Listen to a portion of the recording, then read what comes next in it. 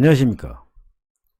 이번 시간에는 그 일학습 병행제 기계 설계에 관련 외부 평가에 대해서 좀 살펴보고자 합니다. 도대체 일학습 병행제 기계 설계에 관련해서 그 정보가 좀 굉장히 부족한데요. 우리가 일학습 병행제 기계 설계 관련 외부 평가를 도대체 어떻게 준비해야 하는가, 너무 궁금하신 분들도 많고, 또 우리 학습 근로자 분들의 이해를 돕기 위해서 이번 강의를 준비했습니다.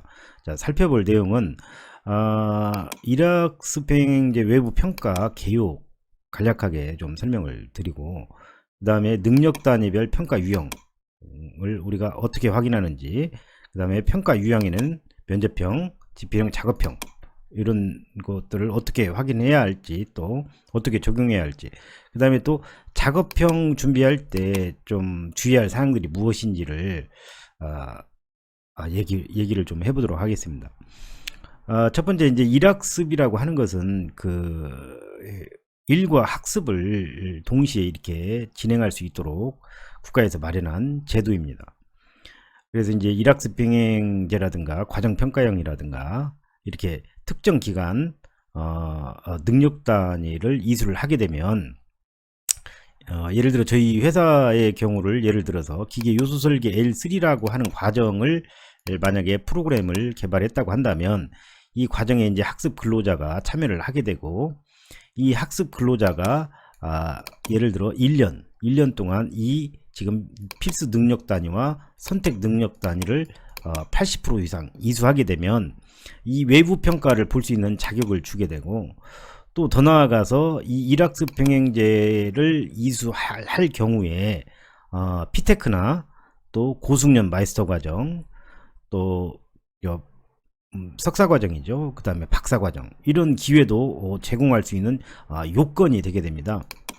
물론 뭐 다른 요건들도 있겠습니다. 뭐 마이스터를 졸업한다든지 있지만, 그런 게 없다면 일학습 병행을 이수함으로써 얻어지는 혜택들이 상당히 많습니다.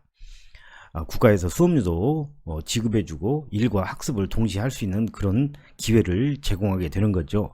그래서 우리 학습 근로자 분들이 그 일학습 병행제를 운영하는 회사에 그 취업을 하시게 되면 이와 같은 혜택을 얻을 수가 있겠습니다.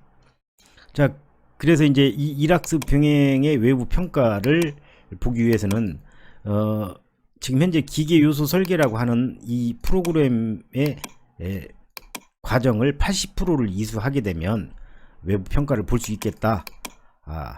그래서 외부 평가를 합격하게 되면, 지금 현재 저희 같은 경우는 L2 과정도 진행을 했고요, L3 과정을 이번에 이제 진행을 하고 있습니다. 이 L3, L2라고 하는 것은 우리 국가기술 자격을 기준으로 생각해 볼 때, L2 과정은 기능사 과정, L3 과정은 산업기사 과정, 이렇게 능력 단위 수준으로 이렇게 분류되게 되어 있고, L3도 있고 L4도 있고 L5, L6, L7 등등 이렇게 능력 단위 수준별로 기능사, 산업기사, 기사, 뭐 기능장 기술사 뭐 등등 이렇게 이와 비슷하다라고 생각하시면 되겠습니다. 이번 시간에는 그 간략하게 이 외부 평가를 어떻게 준비해야 하는지에 대해서 설명하는 거니까, 일학습 병행제에 대한 그런 세부 내용들은 따로 확인을 해보시는 게 좋을 것 같습니다. 자, 그 다음에 이제 능력 단위별 도대체 어떤 평가를, 외부 평가를 받아야 할까라고 하는 건데요. 지금 현재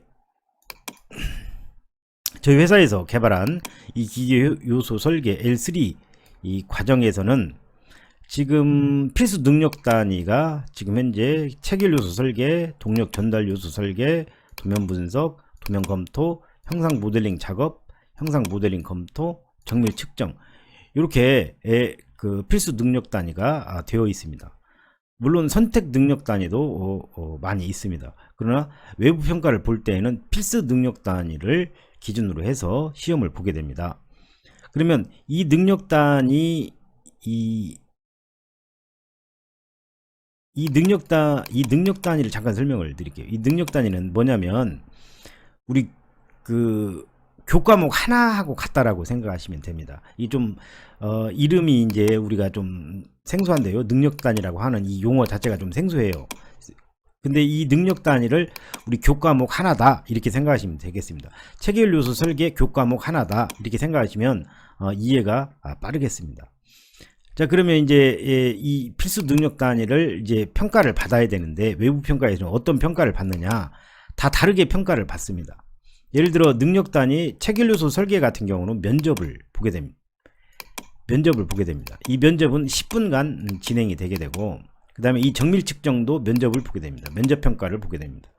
자, 그 다음에 이제 동력 전달 요소 설계, 도면 분석, 도면 검토 이 세 과목은 지필 평가를 보게 됩니다. 우리 필기 시험이죠.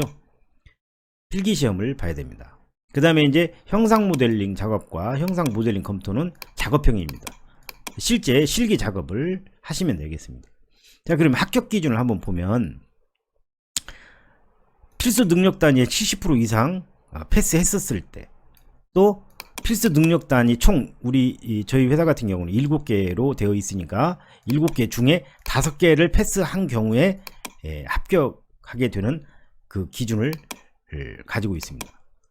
그래서 이 합격 기준은 총 능력 단위 중 이 교과목 중 7개 중 5개, 예를 들어 뭐 이렇게 3개 이렇게를 패스를 했다면 합격하게 되겠죠. 그래서 합격 기준을 살펴봤고, 능력 단위별 패스를 하려면 능력 단위 100점당 100점 만점에 60점 이상 득점할 때, 이것은 우리 국가기술 자격과 동일합니다. 그래서 평가 유형을 좀 저희가 살펴봤습니다. 그러면 능력 단위별 평가 유형은 지금 이렇게 우리가 필수 능력 단위에서 어떤 평가 유형을 하는지, 또 평가 유형에는 면접형, 지필형, 작업형 등이 있습니다. 이 지필형 같은 경우는 시험 시간이 30분 되겠고, 시험 시간이 각 30분 되겠습니다. 그 다음에 작업형 같은 경우는 2시간 되겠습니다. 형상 모델링 1시간, 형상 모델링 검토 1시간. 근데 따로따로 이렇게 주어지진 않고 한 번에 작업을 하면 되겠습니다. 작업 시간이, 평가 시간이 그렇게 됩니다. 자, 그 다음에 지필 평가에는 이제 진위형, 뭐 선다형, 연결형, 단답형, 완성형, 복수단답형 요런 식으로 문제가 나오게 됩니다. 뭐 OX로 되고, 그 다음에 이렇게 줄로 이렇게 그어서, 그 다음에 이제 이렇게 빈칸 채우기, 요런 등의 이제 지필 평가가 나오게 되고, 이 작업형 평가는 이와 같이 도면을 지급하게 됩니다. 그래서 이 도면 중에서 무엇을 작업해라 라고 이렇게 주어지게 되는 거죠. 그런데 이제 이 작업형 평가에서 도대체 무엇을 요구하는가에 대해서 우리가 좀 살펴봐야 됩니다. 그래서 작업형 평가 시에서 여러분들이 처음 접하다 보니까 굉장히 생소하게 생각하시는 경향이 많습니다. 왜냐하면 문제 자체가 이런 식으로 딱딱 문제가 나오는 게 아니고 요구사항처럼 이렇게 쭉 나오기 때문에 이것을 이렇게 이런 문제처럼 여러분들이 정리를 좀 하셔야 됩니다. 그러지 않으면 무엇을 요구하는지 문제를 찾을 수가 없어요. 그래서 문제를 정확히 찾아야 무엇이 문제인지를 찾아야 무엇을 내가 어떻게 해서 무엇을 어떻게 제출해야 되는지 판단을 할 수 있게 되겠죠. 그래서 이 부분을 조금 자세하게 설명을 드릴까 해요. 왜냐하면 일반 필기시험들은 학교에서도 많이 시험을 봤기 때문에 면접이라든가 지필이라든가 이런 것은 뭐 충분히 이해하실 거라고 보고, 이 작업형에 대해서는 정보가 없다 보니까 또 처음 이렇게 시험을 접하시는 분들이 많고 학습 근로자분들이 많고 그러기 때문에 이 작업형 평가에 대해서는 조금 설명을 좀 하고자 합니다. 그래서 첫 번째로 이 작업형 평가 시에 무엇을 요구하는가에 대해서 우리가 좀 자세하게 살펴봐야 됩니다. 그러면 시험 문제가 이렇게 주어집니다. 지금 현재 보시는 화면과 같이 이렇게 이제 평가 과제 예시라고 이렇게 되어 있는데요. 요구사항이 이렇게 주어집니다. 그럼 요구사항 확인해 봐야 되겠죠.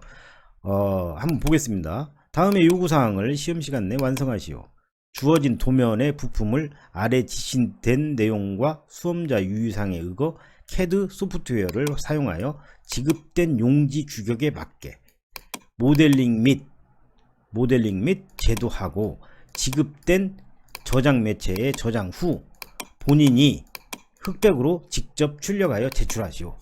여기서 직접은 없는데 본인이 직접 흑백으로 출력하여서 제출해야 됩니다. 자, 이렇게 요구사항이 주어졌고, 그 다음에 이제 세부 과제에 대한 요구사항이 또 이렇게 주어집니다. 1과제와 2과제로 이렇게 나눠졌는데요. 1과제와 2과제로. 왜냐면 지금 현재 우리가 지금 아까 그 형상 모델링 작업과 형상 모델링 검토는 두 가지가 작업형이기 때문에 이 두 가지를 학습 근로자가 이 두 가지를 충분히 패스를 할 수 있을 것인지 없을 것인지에 대한 판단에 대해서 시험을 봐야 되기 때문에 1과제, 2과제로 분류가 되어서 하나는 형상 모델링 작업, 하나는 검토, 이런 식으로 평가를 할 수 있게끔 주어지게 되는 겁니다. 그래서 제 1과제와 2과제가 주어지게 되고, 1과제는 형상 모델링 작업입니다. 자, 지급된 조립 도면에서 지급된 도면이라고 하는 것은 요거겠죠? 요 지급된 도면에서 부품 1번을 솔리드 모델링 후 3D 프로그램 사용해야 되겠죠? 뭐 솔리드웍스나 인벤터라든가 뭐 NX, 카티아 등 다양한 그 프로그램을 활용해서 1번 부품을 모델링하고 흑백으로 출력 시 형상이 잘 나타나도록 등각 토상도로 나타내시오. 이 무슨 얘기냐면 이와 같이 등각으로 이렇게 뷰를 지정해서 작성하라는 거죠. 자, 또 등각 토상도를 렌더링 처리하여 나타내야도 무방하다. 이런 식으로 그냥 선으로만 나타내어도 되지만, 원래 3D 프로그램에서 모델링 작업을 하면 좀 회색 계열이 좀 모델링이 바로 생성이 거의 됩니다. 그러면 이미 형상의 도형에 렌더링 색깔이 있기 때문에 그대로 표현해도 상관없다라는 거죠.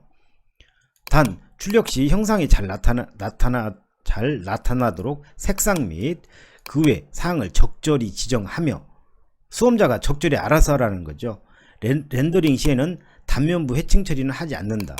왜냐면 우리가 이제 이런 본체를 우리가 모델링 한 후에 이 내부를 보여주기 위해서 특정 부위를 부분 단면을 한다든지 반단면을 하게 됩니다. 그랬을 때 이렇게 해칭이 처리가 이렇게 B금으로 간 이 해칭 처리가 하느냐 안 하느냐, 그냥 뭐 잘라내게 되면 보통 그 색깔이 다른 면으로 나타내기 때문에 그냥 그대로 하라는 거죠. 특별하게 저렇게 해칭 처리를 할 필요가 없다라는 거죠. 단면부 해칭 처리는 하지 않음. 네, 그냥 잘라내면 된다. 잘라내서 도시하면 되겠습니다. 자, 그 다음에 형상 모델링 작업 예시의 그림과 같이 형상이 잘 나타나도록 등각 2개를 설정하고 척도는 NS 척도죠. 척도를 지금 우리에게 가르쳐 줬습니다. NS non-scale. 그러니까 시험 보는 학습 근로자가 본인이 적정한 크기로 실물 크기를 적절히 고려해서 본인이 알아서 하라는 얘기죠. 스케일이 없으니까 알아서 해라, 이 말입니다. 그 다음에 어디다 하랍니까? 용지 사이즈가 A3 도면에다가 윤곽선 그리라고 하니까 윤중포 그려야 되겠죠. 윤중표 이렇게 우리 저희 CAD 기초 설정에 보면 윤중표 작업이 있습니다. 그건 좀 참고하시면 되겠고, 이렇게 우리 연습했듯이 윤곽선과 중심 마크, 그 다음에 표제란, 그 다음에 부품 리스트, 이 항목을 작성을 하라는 거고, 또 더 나아가서 이제 이 부분은 이제 뒤에 나올 건데 그 뒤에 좀 더 보겠습니다.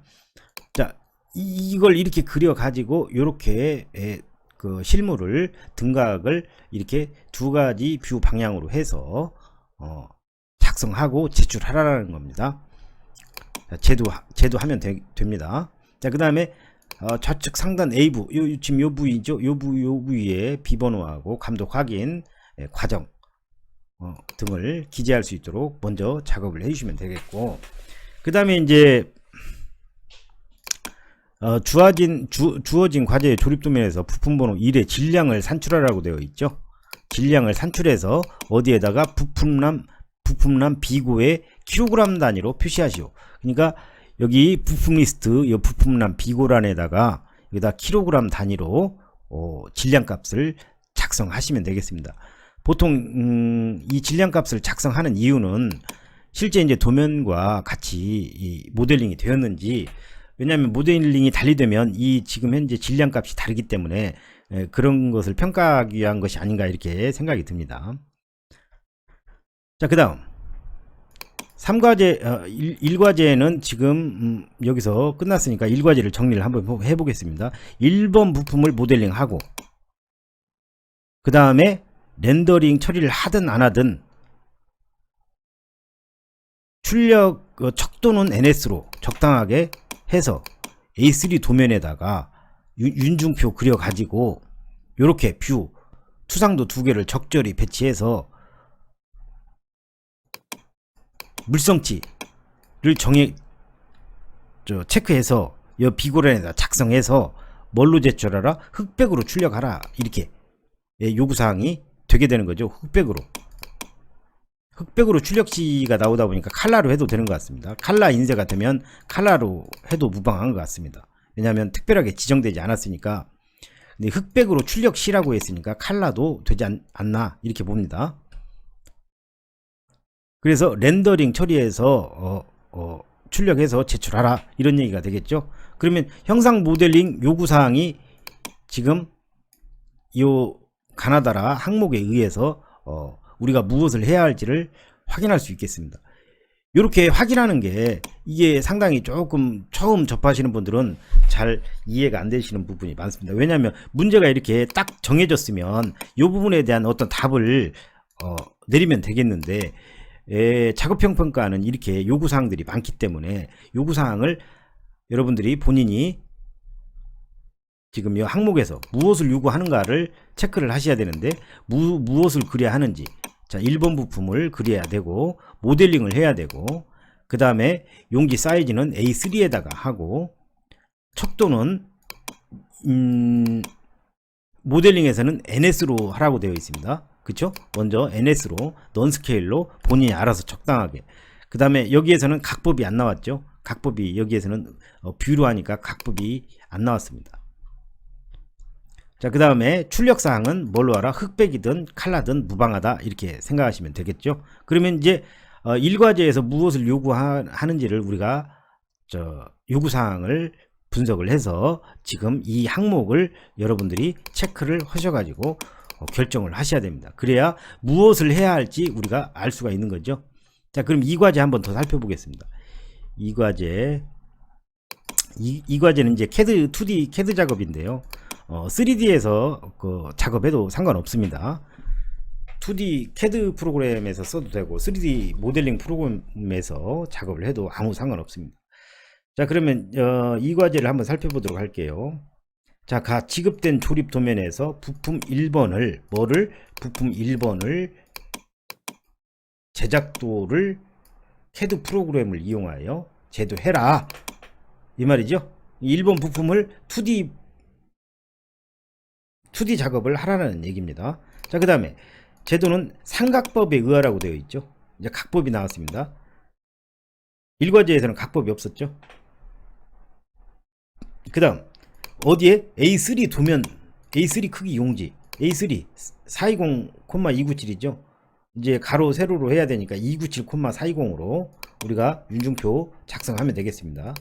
A3 도면의 윤곽선 영역 내에, 그러니까 A3 도면 사이즈 안에 척도 줬죠. 1대1로 제도하라라고. 자, 그 다음 부품 제작도는 과제의 기능과 동작을 정확히 이해하여, 그러니까 이런 과제가 주어지게 되면 이 과제가 지금 동작을 보면 이 축이 있죠. 축이 지금 현재 아래쪽에는 스러스트 베어링, 이 스러스트 베어링이 하나 있고 그 다음에 볼 베어링이 두 개가 되어 있습니다. 그러면 하중을 아래쪽으로도 받는다는 얘기죠. 이 축이 회전할 때 지금 현재 지금 키가 있고 스프로킷이 지금 현재 이 축에 고정되어 있습니다. 지금 현재 멈춤 나사도 되어 있고 14번 부품 멈춤 나사로 이렇게 고정이 되어 있는데 축이 회전하면 이 스프로킷이 회전하면 이 축이 같이 돌겠죠. 예. 그래서 이 축이 돌기 때문에 이 베어링 지금 현재 이 본체하고 축에 같이 조립되어 있는 이 부분이 회전을 하게 될 겁니다.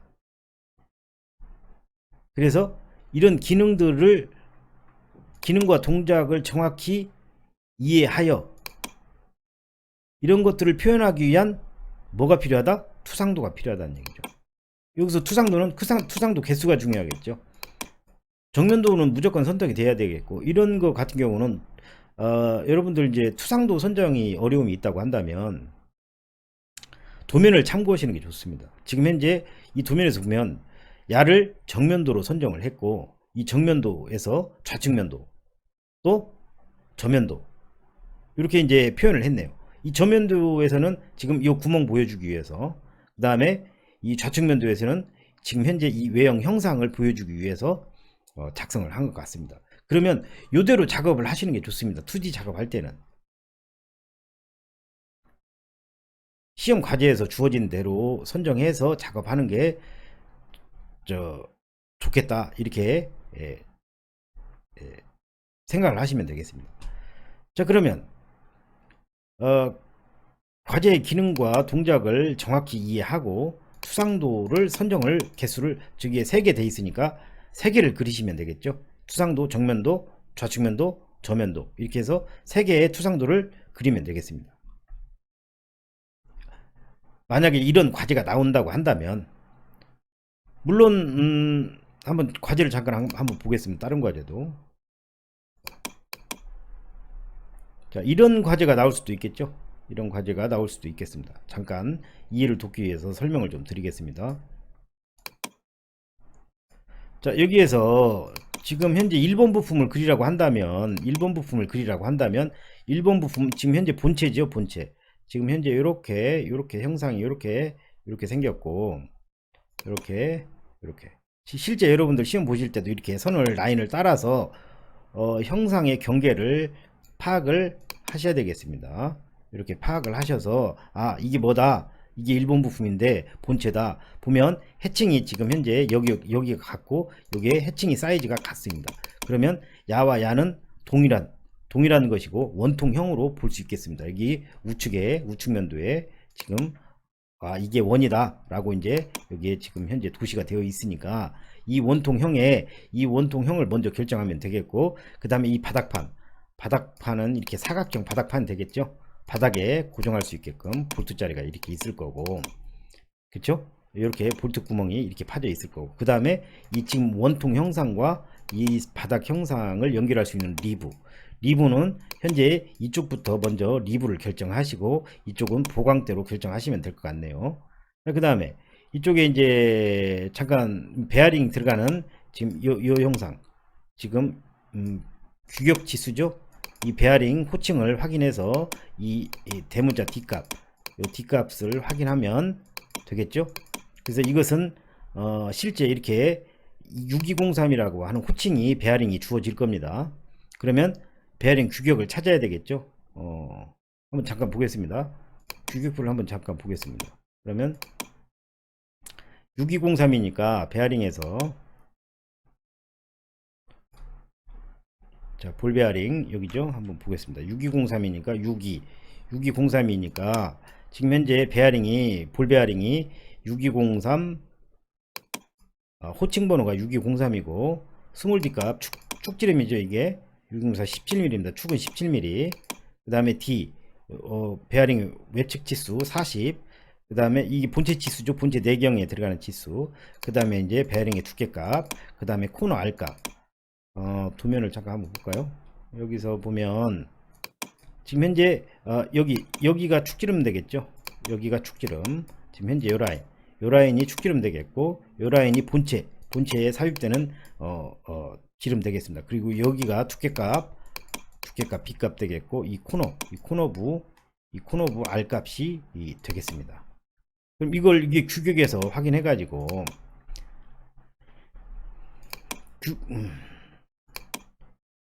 규격에서 확인해 가지고 지금 이 D값이 나오게 되면, 그래서 여기는 자로 재는 치수가 아닙니다.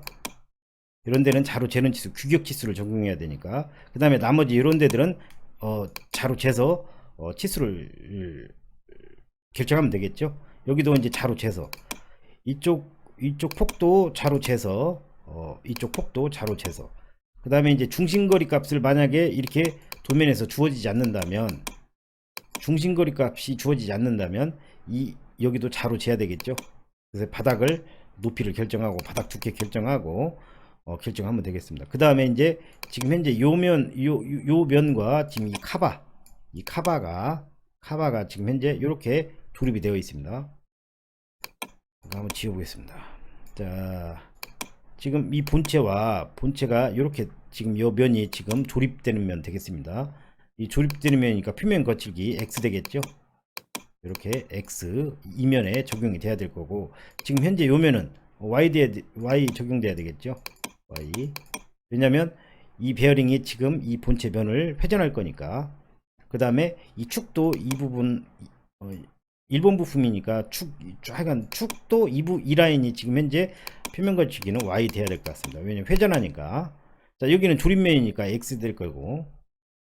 자, 그래서 이 카바와 이 본체가 조립이 되니까 지금 조립되기 위해서는 볼트가 지금 현재 몇 개소?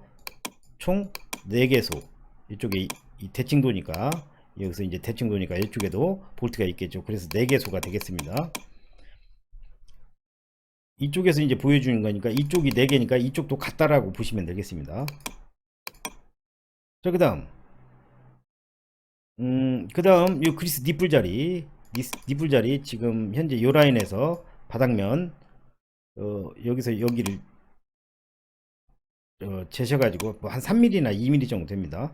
3mm나 2mm 되면 요 면에서 여기까지 이제 원통형 하나 돌출해서 그리스 니플 자리 표현하면 되겠죠. 그러면 이제 이와 같이 이제 1번 부품이 끝나게 됩니다. 다른 것도 한번 잠깐 보겠습니다. 이런 거 같은 경우도 지금 만약에 이런 도면이 주어진다면 이것도 똑같겠죠. 1번 부품이 지금 현재 이와 같이 이렇게 따라서, 이렇게 여러분들도 실제 시험 볼 때 이렇게 따라서 정리하는 게 좋습니다. 자, 여기 지금 여기가 원통형이니까 여기도 마찬가지로 이쪽 부위가 원통형 되겠고, 그 다음에 바닥판 여기 지금 중심거리 주어졌죠. 75 플러스 마이너스 0.05. 그러면 여기에서 옵셋 0.05 하면 되겠죠. 0.0에서 요 두께값 결정하면 되겠고, 그 다음에 이 원통형과 바닥판이 연결될 수 있는 리브도 마찬가지로 여기는 이제 이 형상은 이제 요거 구멍이 뚫려 있는데요. 지금 현재 이렇게 리브가 되어 있으니까 요거 그 리브 작업 하셔가지고, 그 다음에 이쪽 부위는 보강대 작업 하시면 되겠죠. 도면은 다른다 하더라도 거의 본체 형상이 다 똑같습니다. 이것도 마찬가지로 지금 현재 이 라인 베어링이 들어가는 베어링 호칭번호 주어질 겁니다. 620이라고 주어졌죠. 그럼 아까 같이 규격표 찾으셔서 요 D값은 이미 결정된 치수, 이 축지름도 결정된 치수, 요 베어링의 이 두께값도 결정된 치수 이기 때문에 이것은 자로 재는 게 아닙니다. 나머지 이제 결정되지 않은 외형이라든가 안에 내측, 또 이런데 또 여기 요 라인에서 요 라인의 결정 치수, 이런 것들은 자로 재야 되겠죠. 자로 재서 작업을 하시면 되겠고, 똑같이 이제 이 본체와 이 카바가 이렇게 삽입되는 거니까 여기가 조립되면 되겠습니다. 표면 거칠기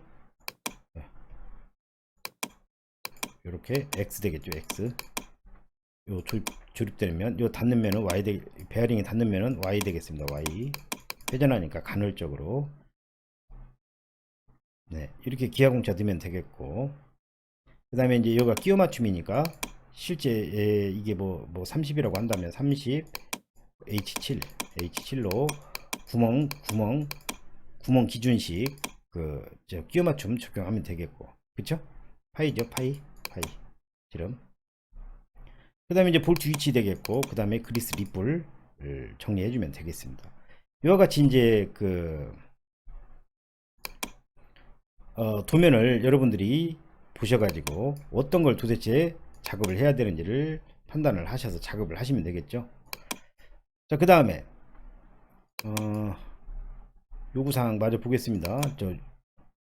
그 다음에 이하여 투상도, 치수 공차, 끼워 맞춤, 공차 치수, 아까 잠깐 설명드렸죠. 기하 공차 기호, 표면 거칠기 기호 등을 부품 제작에 필요한 모든 사항을 기입하라고 요구사항이 되어 있습니다.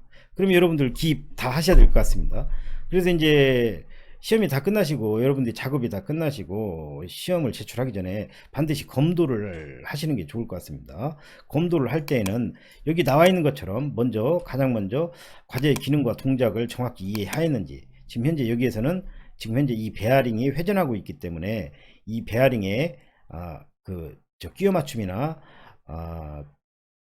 그 기하 공차, 표면 거칠기 등을 적용을 했는지, 이런 것들을 잘 기능과 동작을 이해해 가지고 투상도를 선정하면 되겠고, 투상도는 여러분들이 개수를 몇 개를 뽑아야 될까, 이 두 면과 같이 작업하는 게 좋습니다. 여기 정면도, 좌측면도, 저면도, 이런 것처럼 이와 같이 똑같이 적용을 했나 안 했나 검도를 꼭 하시기 바라고, 치수, 또 치수 공차, 끼워 맞춤 공차, 항상 우리가 뭔가 어떤 부품과 어떤 부품이 만나면, 하여간 만나면 문제가 생긴다, 제가 이렇게 그 강의 때 좀 설명을 드렸었는데, 만나면 일단 무슨 문제가 생긴다, 공차도 있어야 되고, 끼워 맞춤도 돼야 되고, 기하 공차도 고려해야 되고, 표면 거칠기도 고려해야 된다. 뭔가 뭐와 뭐가 만나면, 물론 안 만나는 것도 표면이 필요에 따라서 중요할 수도 있겠지만, 일단 만나면 무조건 공차, 끼워 맞춤 공차, 기하 공차, 표면 거칠기 등을 우리가 확인해야 된다고 제가 강의에서 설명을 좀 드렸습니다. 자, 그 다음 나머지는 KS 규칙에 따르고 ISO 규칙에 따르면 되겠고, 도면 양식에 맞추어서 A부 여기에 마찬가지로 지금 현재 비번호하고 감독 확인 란을 만들어 주시고, 그 다음에 표제란 만들어 주시고, 윤중표 만들어 주시면 될 것 같습니다. 그 다음에 부품 리스트, 그리고 이 부품 리스트에서는 지금 현재 1번 부품만 하라고 했기 때문에 여기에 부품 리스트에 1번만 올라갈 수 있도록 이렇게 작성을 하시면 되겠죠. 그리고 이제 주소도 빼먹지 마시고, 자, 그렇게 해서 부품 제작도를 제도하시오 라고 이렇게 그 요구사항이 이렇게 되어 있습니다. 그러면 우리가 1번 1과제에서 요구사항은 뭐였습니까? 무엇을 그려야 하냐? 1번 부품을 뭐 해라? 모델링 해라. 그 다음에 용지 사이즈는 뭘로 해라? A3로 해라. 척도는 뭘로 해라? 넌스케일로 본인이 수험자가 알아서 해라. 각법 내용은 없습니다. 그러니까 각법 내용은 빼야 되겠죠. 출력을 어떻게 해라? 칼라로든 흑백으로든 렌더링이든 렌더링이 없든 상관없다.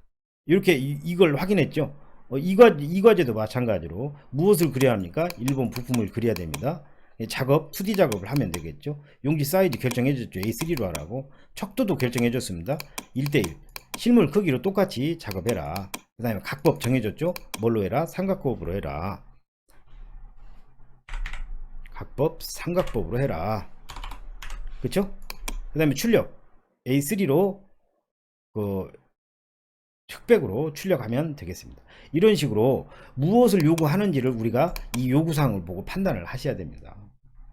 자, 그 다음 이제 무엇을, 이제 이 요구사항을 알았으니까, 무엇을 요구하는지 문제를 알았으니까 우리가 해결을 해야 되겠죠. 무엇을 해야 할까? 여기서 우리가 채점 기준에 대해서 좀 생각을 해봐야 됩니다. 채점 기준은 제가 지금 따로 좀 빼놨는데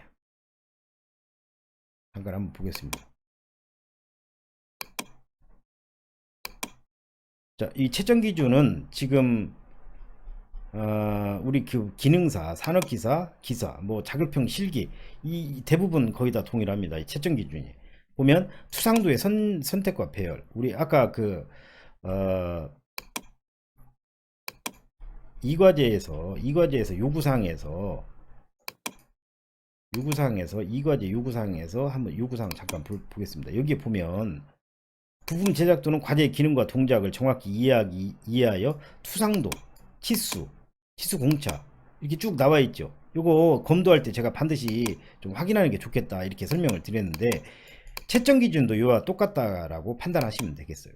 투상도, 치수, 치수 공차, 끼워 맞춤 공차 이렇게 그 채점 기준이 나온다 이 얘기죠. 투상도를 수를 적절하게 했느냐, 단면도를 적절하게 했느냐, 상반선 뭔가 부품 결합부죠. 어떤 형상과 어떤 형상이 만나는 부위에 나오는 어떤 그런 선을 상관선이라고 하는데요. 이런 상관선, 그 다음에 각각의 투상도들에 대한 어떤 필요한 선들 이런 것들이 누락됐는지 이런 것들 배점이 상당히 큽니다.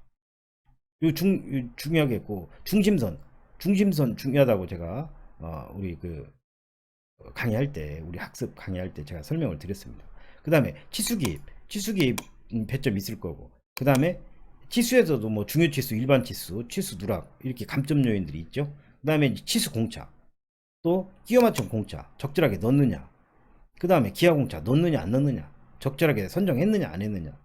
이게 치수 공차나 끼워 맞춤 공차를 판단을 못 하시는 분들이 이무의 곳에 아무 곳에나 막 넣으면 실격이면 실격. 기계의 기본이 안 된 거죠. 기계의 기본이. 그래서 모르면 안 넣는 게 좋습니다. 내가 아는 곳 확실하게 넣는 게 채점을 맞는데 감점을 훨씬 적게 당합니다. 근데 막 거기에 필요 없는 곳에 막 그게 넣게 되면 이게 너무 기계적인 개념이었구나 해서, 실제 이제 기사나 뭐 기능사, 산업기사 이 시험 볼 때는 이 실격 처리 해버리는 경우도 있어요. 요구사항에 나와 있습니다. 이 실격된다고. 그래서 내가 정확히 아는 곳에다가만 넣으면 되겠습니다. 막 모르는 곳에, 이무의 곳에 막 넣으면 안 되겠습니다. 필요한 곳에. 근데 이 필요한 곳이 제가 아까도 잠깐 설명드렸다시피 치수 공차 뭐 이런 것들은 뭔가 부품과 부품이 만나면 문제가 생긴다. 무슨 문제가 생기냐? 공차 문제도 생기고, 끼워 맞춤 문제도 생기고, 기하 공차 문제도 생긴다. 그리고 표면 거칠기 문제도 생긴다. 그리고 열 처리 문제도 생기게 된다. 그렇죠? 이렇게 생각하면 되겠습니다. 뭔가 조립 부품과 부품이 만나서 뭔가 자꾸 움직이고 그러면 이런 문제들이 생기게 된다. 이것을 꼭 정리를 해야 된다. 이렇게 이제 제가 강의를 했습니다. 그 다음에 이제 주소 및 표절안도 작성이 돼야 되고, 이 주소 및 표절안에 이제 그 주소에다가 이제 열처리 내용도 넣어야 되죠. 그렇죠?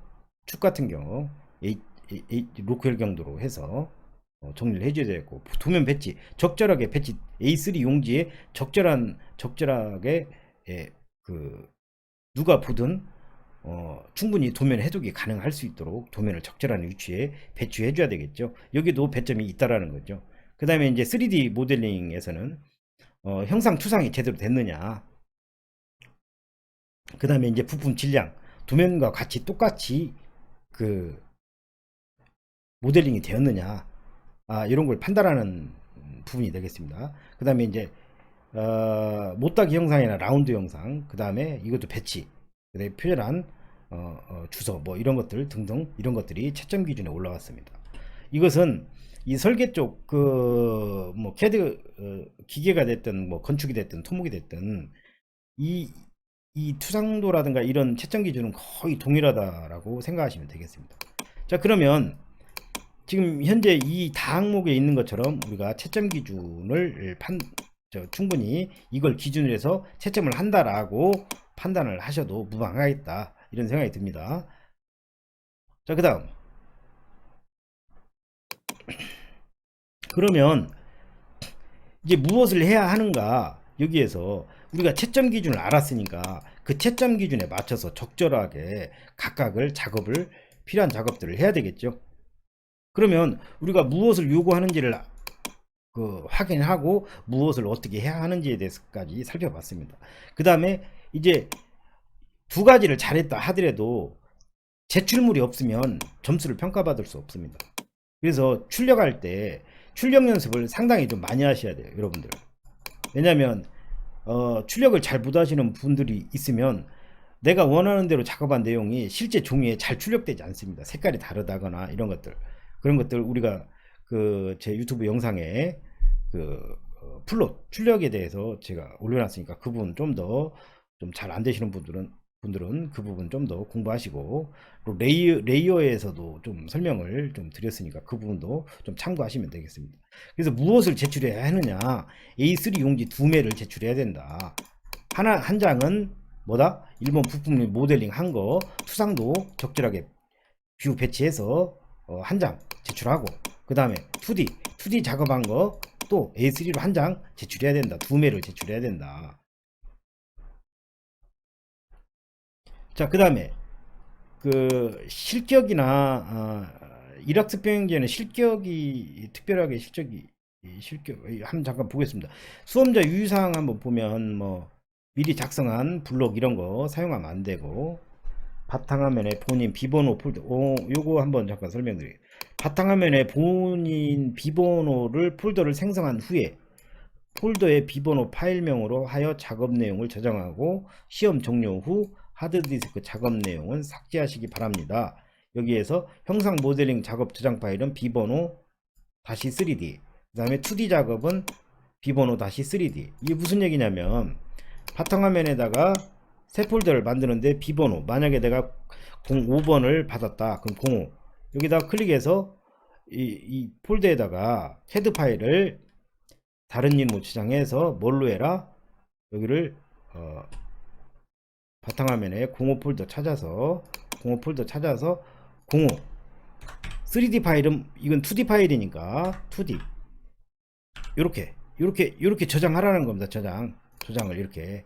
그러면 여기에 이 지금 05 폴더 안에 이렇게 05-2D 3D는 이제 05-3D 이렇게 저장하면 되겠죠. 그리고 또 이렇게 문제가 시험이 시작되면 캐드 파일을 열고 기초 세팅을 하고 바로 다른 이름으로 저장해서 이렇게 저장해야, 제가 옵션 설정에서 좀 설명을 드렸었는데, 이렇게 여기에 저장 탭에 가시면 이 자동 저장이 적용되게 된다고 그랬죠. 반드시 이게 다른 이름으로 저장돼서 돼야만 이 자동 저장 기능이 사용된다라고 제가 말씀을 드렸어요. 그래서 시험을 시작하면 바로 폴더 만들어서 저장하고 다른 이름으로 저장해서 반드시 데이터가 손실되지 않도록 자동 저장이 적용되도록 다른 이름으로 저장한 후에 작업을 하시라고 제가 이제 누차 설명을 드렸습니다. 자, 그 다음 그래서 이렇게 그와 같이 폴더 작업을 파일을 저장을 해라. 출력물은 확인하여 다음 수험자 동일한 부정행위죠. 부정행위 하면 안 되겠죠. 만일 기계 고장으로 인한 자료 손실, 제가 아까도 얘기했지만 이 자료 손실을 못한다, 이것은 설계하는 사람의 기본 자세가 아닙니다. 그래서 10분에 1회씩 되도록 자동 저장 될 수 있도록 반드시 다른 이름으로 파일을 저장해 주시고, 3D 프로그램은 자동 저장이 안 돼요. 그래서 어떤 형상이 결정되면, 특정 형상이 결정되면 바로 저장, 또 특정 형상이 결정되면 저장, 이렇게 습관을 좀 들이시면 되겠습니다. 자, 그 다음 KS 규격에 따라 제도하되 KS 규격에 수록되지 않은 ISO 규격에 따른다. 그 다음에 도면의 한계, 선의 굵기와 문자의 크기를 구분하기 위한 색상을 다음과 같이 정한다. 이것은 이미 우리 윤중표 할 때, 작업할 때 레이어라든가 이런 거 작업할 때 설명을 드렸습니다. 그래서 그 부분과 내용이 동일하니까 참고하시면 될 것 같고, 나머지는 표제란 위에 있는 부품란에는 각 도면에서 제도하는 해당 부품만 기재한다라고 되어 있죠. 그러니까 여기 윤중표, 여기 이 표제란에서 지금 이 항목에서 이게 1번만 그리라고 하는데 1번만 올라가 있어야 되는데 1, 2, 3, 4, 5 해가지고 다 올라가 있으면 안 된다, 이 얘기입니다. 도면에서 지시한 부품만 부품란에 올라가야 된다, 이 말이죠. 네, 지급된 문제지는 비번호, 문제지에다가도 비번호를 제출을 해야 되고, 그 다음에 이것은 이제 0점 처리하는 내용인데, 이것은 좀 읽어보시면 충분히 판단될 거라고 보고,